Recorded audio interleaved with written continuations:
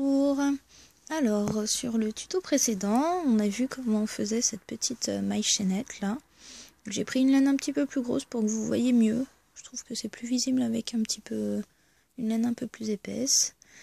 Donc aujourd'hui, on va voir comment on fait une maille coulée. Donc la maille coulée, normalement, elle se travaille pas trop en ligne.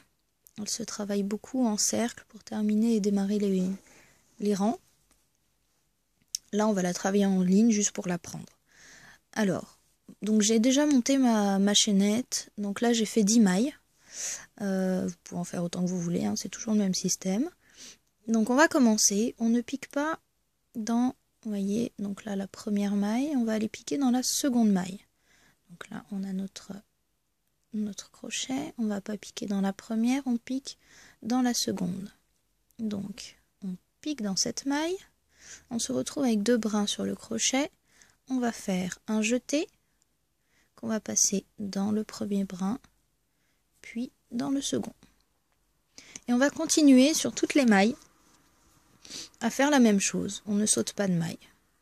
Donc on pique dans la maille suivante, on a nos 2 brins, on fait notre jeté et on passe dans les 2 brins. On continue sur la maille suivante, on pique, on fait notre jeté et on passe dans les brins. On pique, on fait notre jeté et on passe dans les brins.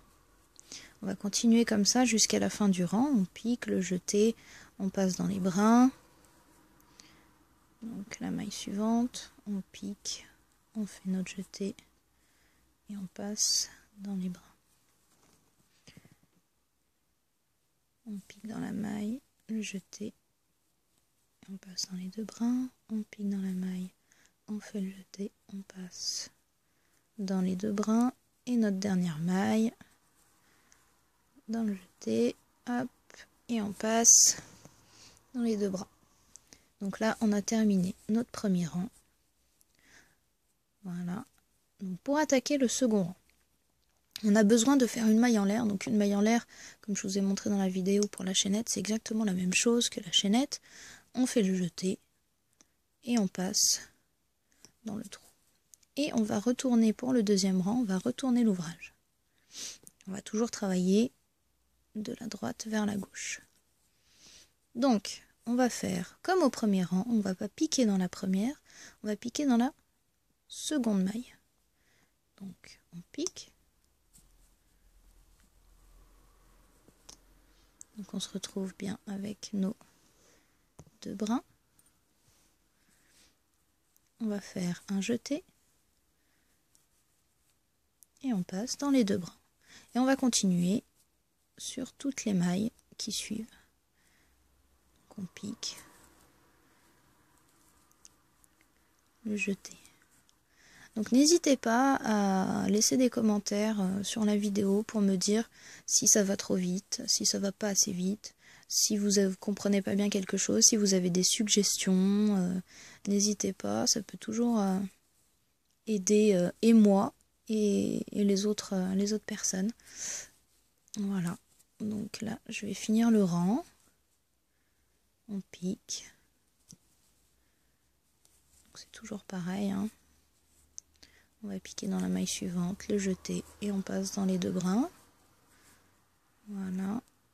Donc la maille suivante, on pique, le jeter, on passe dans les 2 brins. Et un petit peu flou tout ça.